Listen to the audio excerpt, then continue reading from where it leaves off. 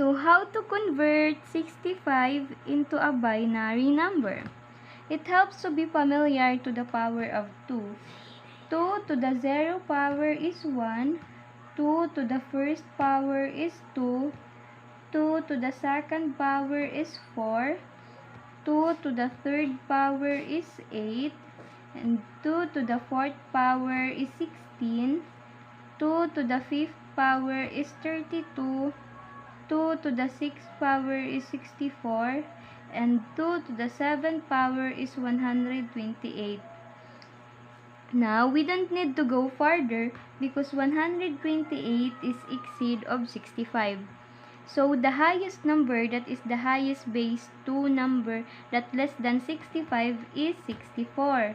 So, we need to put 64 here. So, we need to subtract 65 to 64.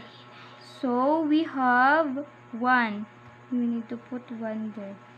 So, if we add 64 plus 1, it gives us 65. So, we have to put 1 at 64. We don't have 32, so we put 0. We don't have 16. We don't have 8. We don't have 4. We don't have 2. And we have 1, so we need to put 1 here.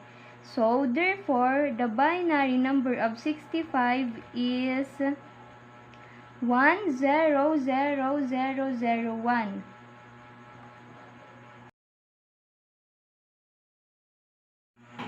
So, let's have 10000001.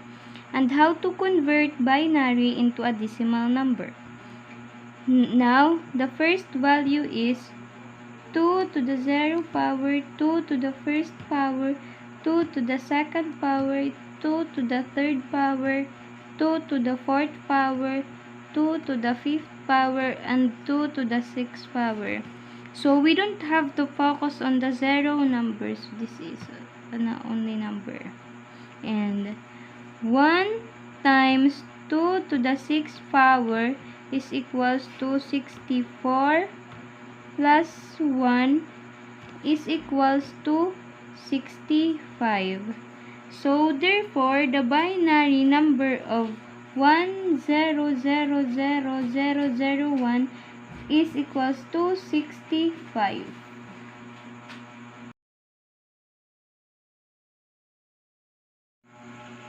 So, let's have 46 in a base 10 system. So, how can we convert into an octal number within the base 8 system? So, we need to do first is to divide 46 into 8. 46 divided by 8 is equals to 5.75. So, 5. Remainder. To find the remainder, we need to multiply 8 to 0.75. So, 8 times 0.75, that will give us 6. So, we need also to multiply 5 to 8. So, 5 divided by 8 is equals to 0.675. So, 0 remainder. So, in order to find the remainder, we need to multiply 8 to 0.675. So, we have 8 times 0.675 give us 5. So, now the way we read our answer is from the most significant digit to least significant digit. So, we read the remainder from the bottom to the top. So, 56 in a base 8 system. So, 46 in a base 10 system is equals to 56 in a base 8 system.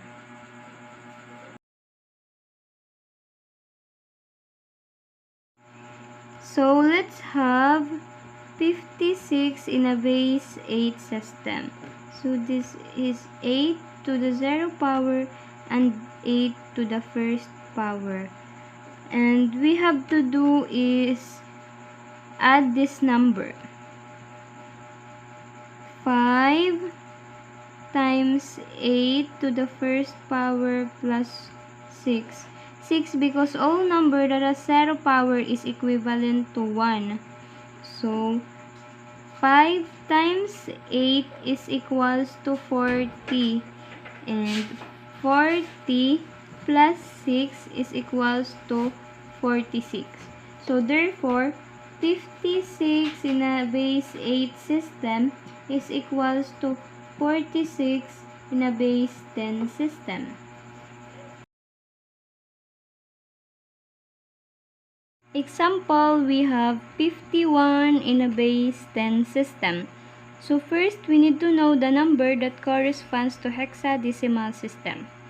0 corresponds to 0, 1 corresponds to 1, 2 corresponds to 2, 3 corresponds to 3, 4 corresponds to 4, 5 corresponds to 5, 6 corresponds to 6, 7 corresponds to 7, 8 corresponds to 8, 9 corresponds to 9. Once we get the 10, we need to change it because 10 doesn't correspond to 10. It corresponds to A. So, 10 corresponds to A, 11 corresponds to B, 12 corresponds to C, 13 corresponds to D, 14 corresponds to E, 15 corresponds to F. We stop at 15 because when we include 0 at the number, that will give us 16. So, the hexadecimal system base 16 different numbers and letters. So, how we convert 51 into a hexadecimal system? First, we need to multiply 51 to 16. 51 divided by 16 is equals to 3.1875.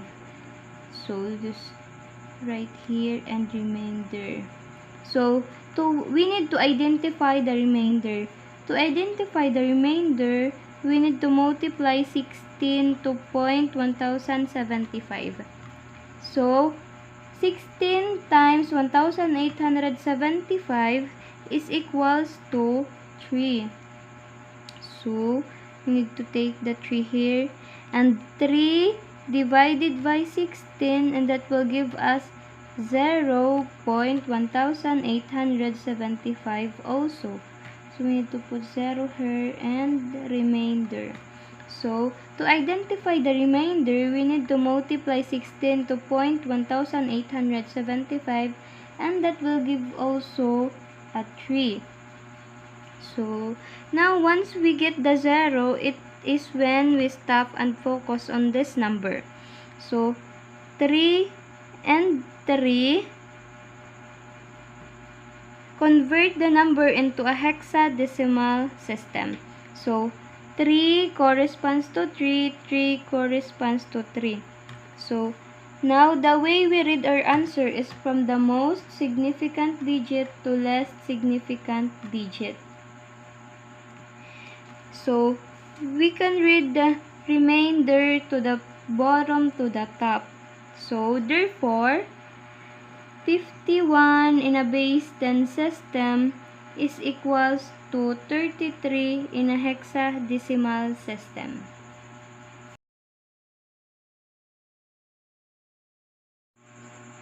So, we have here 33 in a base of 16. So, we are going to multiply this in 16 in a 0 power, 16 in a first power. We don't need to convert 3 from the hexadecimal to the decimal numbers because 3 corresponds to 3. So, 3 times 16 in a first power plus 3 times 16 in a 0 power. Anything that raised to the 0 power is equals to 1. So, 3 times 16 is equals to 48. And this is 3 times 1 is equals 3. So, 48 plus 3 is equals to 51. So, 33 in a base of 16 is equals to 51 in a base 10 system. This is the answer.